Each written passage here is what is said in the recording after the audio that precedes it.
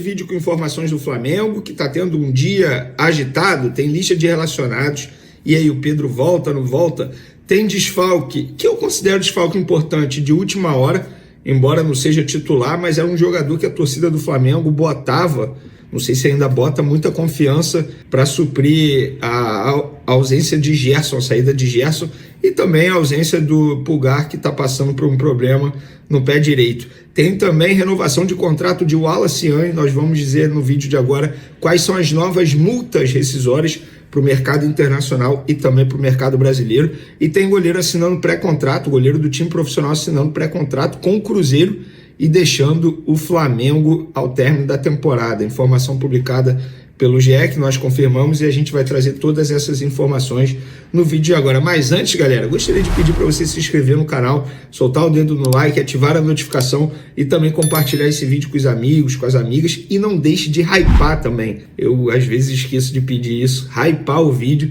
Não deixe de hypar porque isso é importante, beleza? Mas você se inscrevendo no canal já ajuda demais.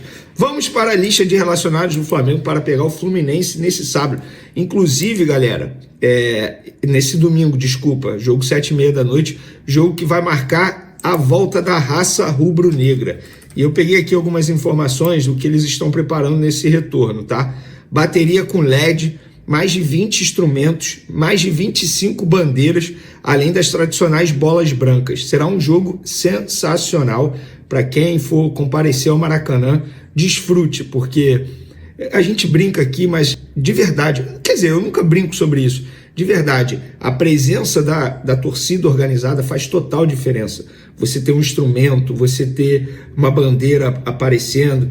Isso me remete à época que eu frequentava de fato o setor norte, a bandeira passando e ninguém podia, e não pode reclamar, a bandeira tá ali. Cara, sensacional, um bom retorno à galera da raça rubro-negra. Repito que esse reforço aí vai ser extremamente importante para as arquibancadas, para fazer o Maracanã voltar a pulsar como era antigamente. Então fica aí a informação. Vamos para a lista de relacionados.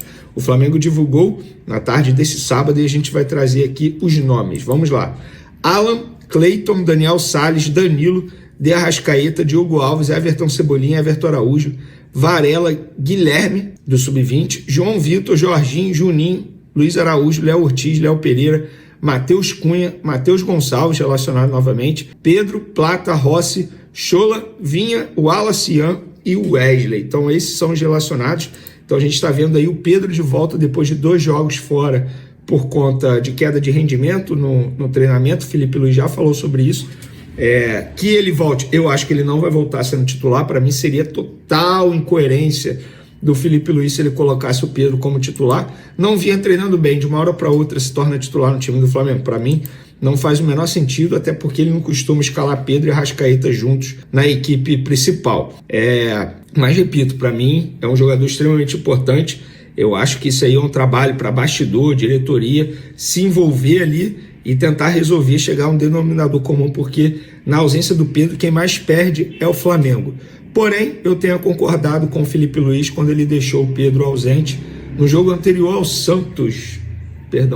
Foi contra o São Paulo. O Flamengo venceu por 2-0 jogando muito bem. O Felipe Luiz estava certo. A gente pode debater se a forma como ele falou foi certa, errada, se expôs demais o atleta, mas a decisão de tirar o atleta do jogo, de nem relacioná-lo, eu acho que o Felipe Luiz tomou a decisão correta, até para passar exemplo para os demais jogadores, tá? Então, Pedro de volta. Porém, o De La Cruz não joga. E pelo que eu apurei no Flamengo, vamos lá, muita gente perguntando aí se ele tá... gol do Grêmio, eu tô gravando esse vídeo aqui durante o jogo do Vasco, Grêmio empatando 1-1. O que eu apurei sobre De La Cruz, galera? De La Cruz é um jogador que é administrado pelos departamentos envolvidos, ou seja, fisioterapia, fisiologia, comissão técnica, por ser um jogador que precisa de um cuidado especial por conta da questão física dele, que não é mais segredo para ninguém. Essa semana ele não fez muitos treinamentos no campo. A informação que eu tenho diretamente no Flamengo não está lesionado, tá?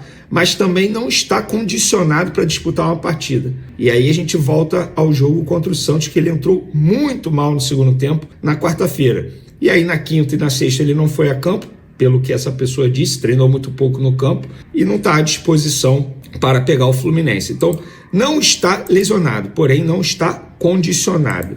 Agora, eu vou dar minha opinião, tá? Eu até botei isso aqui nas minhas redes sociais. Não serei engenheiro de obra pronta para criticar a contratação de De La Cruz. Pelo contrário, galera, mesmo pagando alto valor à vista, eu achei um grande reforço do Flamengo na ocasião, comemorei a chegada dele.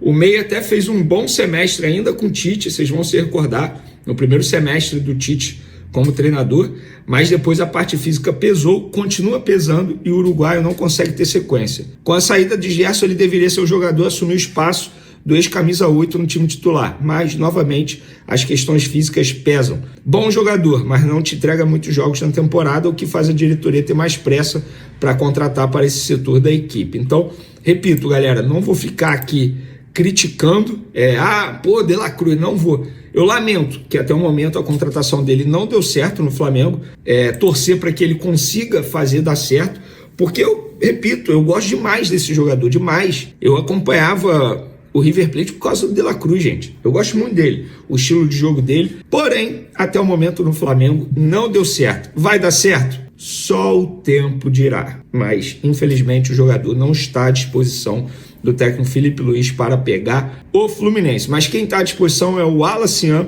Esse jogador, inclusive, na minha concepção, tem que ser titular nesse domingo, na ausência do Bruno Henrique suspenso.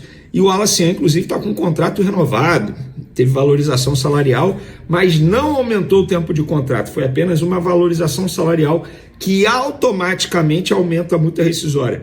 O atual vínculo continua até 2027, o que me faz crer que não é nenhuma loucura a diretoria estar pensando numa futura venda, porque se você não aumenta o contrato, só dá uma valorização salarial, é meio que, pronto, você merece, está merecendo. Eu não vou dizer um cala a boca porque ele não estava reclamando, né, gente? Pelo amor de Deus. Mas é um jogador que teve essa valorização salarial e a multa rescisória dele para o mercado exterior, 60 milhões de euros atualmente. Dá, 360 milhões de reais. E para o mercado nacional, 300 milhões de reais. Antes era 33 milhões de reais. Ele teve aí um aumento 10 vezes na multa rescisória para o mercado nacional. 300 milhões de reais. Hoje ninguém paga isso no futebol brasileiro para ter o Alacian, com todo respeito ao Alacian, que é um bom jogador.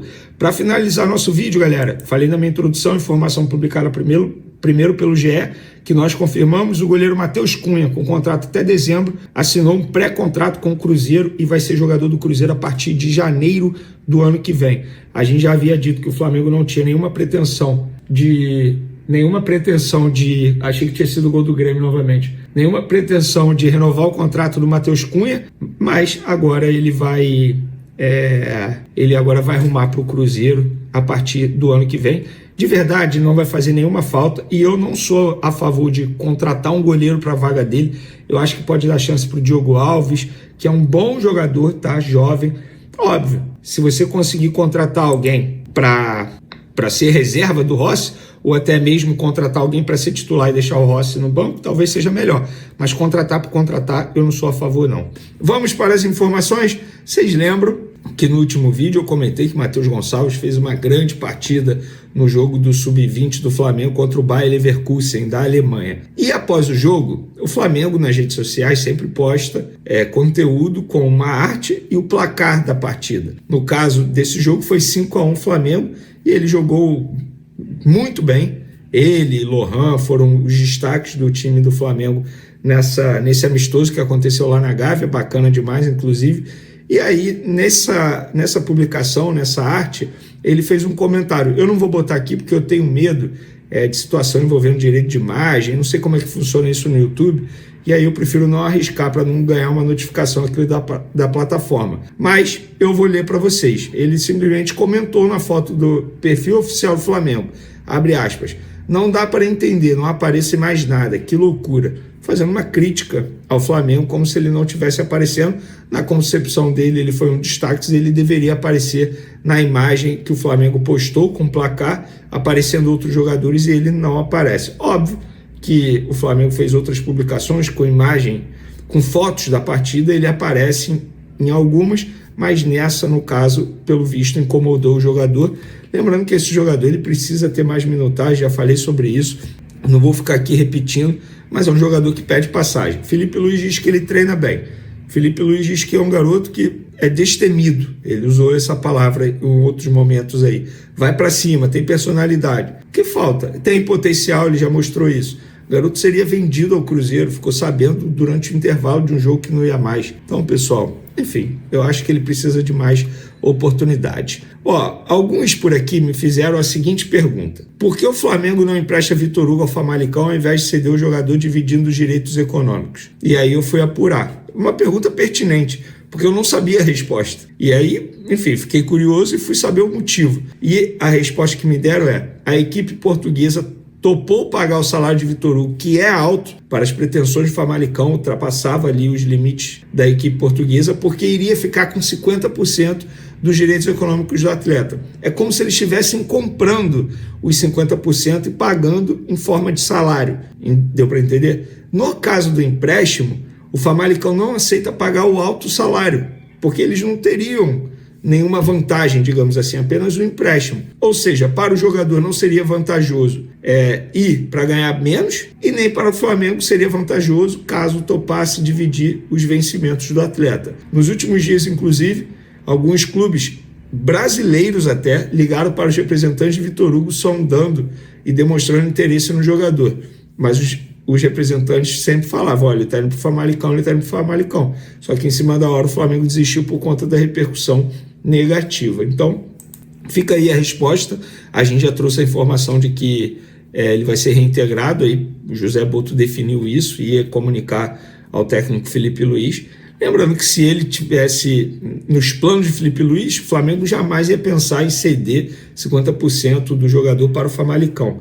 Pelo visto, está fora dos planos do Felipe Luiz. Galera, é o seguinte, vamos falar agora do principal assunto do vídeo, o Wesley. A imprensa italiana está cravando que o Flamengo vendeu o Wesley por 25 mais 5 milhões em bônus, que o Flamengo já aceitou. Quando saiu essa notícia, eu fui apurar no Flamengo. Ouvi algumas pessoas da diretoria e também mandei mensagem para o BAP, que é o presidente do Flamengo, que é quem define. Inclusive, ele vetou a contratação do Mickey Johnston, ele vetou a ida do Matheus Gonçalves para o Cruzeiro e ele vetou a ida do Vitor Hugo para o Famalicão. No fim das contas, é ele que decide. O que eu apurei foi o seguinte: quem ligou para o José Boto foi o Massara, que é o dirigente da Roma. Ligou e falou o seguinte: vem cá, 25 mais 5, o que vocês acham? O Boto falou: parece ser boa a proposta, mas e aí, bota no papel. Até a gravação desse vídeo, eu estou gravando esse vídeo 10 horas e 1 minuto da noite de sexta, dia 18 de julho.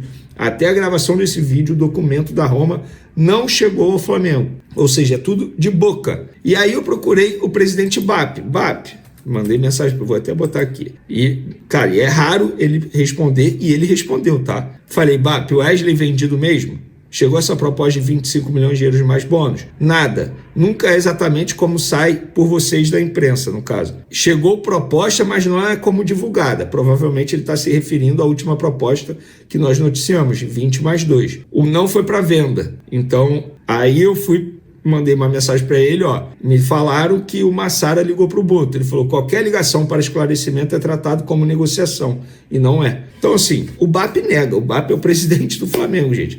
Ah, mas está todo mundo dizendo que ele foi vendido. Cara, assim, eu escutei o BAP é o presidente do Flamengo. Se ele estiver mentindo para mim, beleza, tá mentindo para mim. Eu acho que não tá. O BAP não é de mentir. E outra, se fosse verdade a venda, ele nem responderia. Conhecendo o BAP, assim, eu não trabalho com o BAP, mas acompanho o trabalho do BAP há muito tempo. Se fosse verdade a venda, eu duvido que ele iria responder. Como não é verdade, assim, da forma que ele está dizendo, até a gravação desse vídeo, eu prefiro confiar nele e, por hora, o Wesley continua à disposição para o Fla-Flu.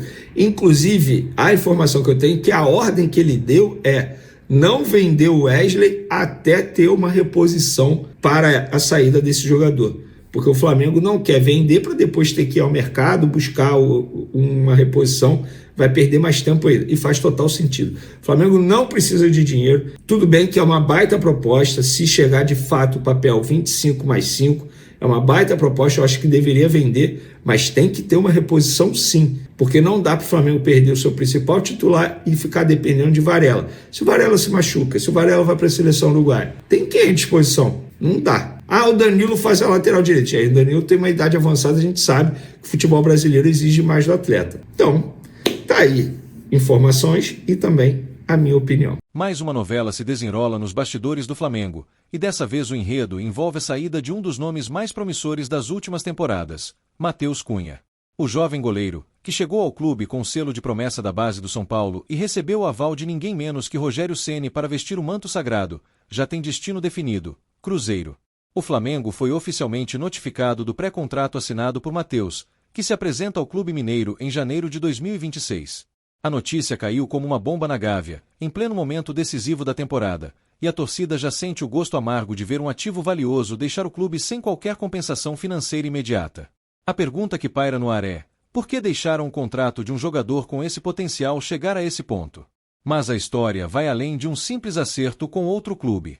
Matheus Cunha não é só mais um nome na folha do elenco. Ele já foi titular, segurou a bronca em momentos difíceis, e inclusive foi alvo de proposta do futebol inglês. Em 2023, o Nottingham Forest chegou forte com uma oferta entre 8 e 10 milhões de euros, algo entre R$ 42 e 53 milhões, na cotação da época. E o que o Flamengo fez? Recusou.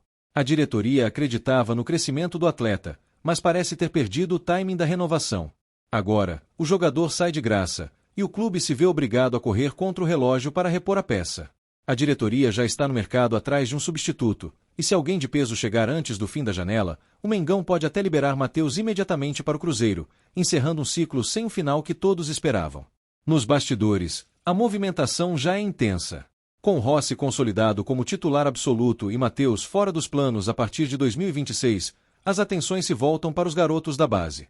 Diogo Alves, de 21 anos, tem sido o terceiro goleiro do elenco nesta temporada. Já o jovem Léo Nanete, de apenas 17, vem sendo relacionado ocasionalmente. A dúvida é: algum deles está pronto para assumir uma responsabilidade maior? Ou o Flamengo vai investir pesado para trazer alguém já rodado, de nome forte, que chegue para brigar diretamente com Rossi? O fato é que, mais uma vez, a diretoria se vê na corda bamba com a torcida, que cobra planejamento, visão de futuro e, principalmente, decisões que evitem esse tipo de saída silenciosa, que custa caro dentro de campo e nos bastidores. Matheus Cunha, que nesta temporada atuou em 5 partidas e até participou de um amistoso com o Sub-20 diante do Bayer Leverkusen na Gávea, parecia estar se firmando como um reserva de luxo.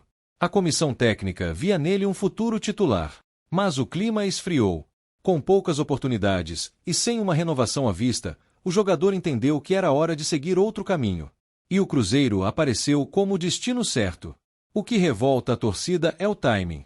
Justo agora, em meio a uma temporada recheada de decisões, o Flamengo perde uma peça estratégica e pode ser obrigado a apostar em uma contratação emergencial, o que, historicamente, nunca foi sinônimo de sucesso. A novela Matheus Cunha se encerra, mas deixa cicatrizes e um alerta. Ou se profissionaliza a gestão dos contratos, ou outros talentos sairão pela porta dos fundos, sem deixar um centavo no caixa. O capítulo final da trajetória de Matheus Cunha com o manto está prestes a ir ao ar, mas o enredo ainda pode ter uma reviravolta. A diretoria avalia, nos bastidores, liberar o jogador já nesta janela, caso a contratação de um novo goleiro se concretize nos próximos dias. Isso colocaria fim imediato à passagem do atleta pelo clube, algo que parte da torcida até apoia, como forma de virar a página e começar a construir um novo ciclo com quem realmente deseja permanecer. No entanto, há quem lamente. Afinal, um jovem goleiro formado na base, com passagens pela titularidade e potencial de venda futura, não deveria sair assim, pela porta lateral, sem festa, sem homenagem, sem planejamento. Mais uma história que deixa aquele gosto amargo na boca do torcedor rubro-negro, que agora observa com atenção os próximos movimentos da diretoria. É hora de reação. Porque no Flamengo, o presente é urgente, e o futuro não pode mais ser negligenciado.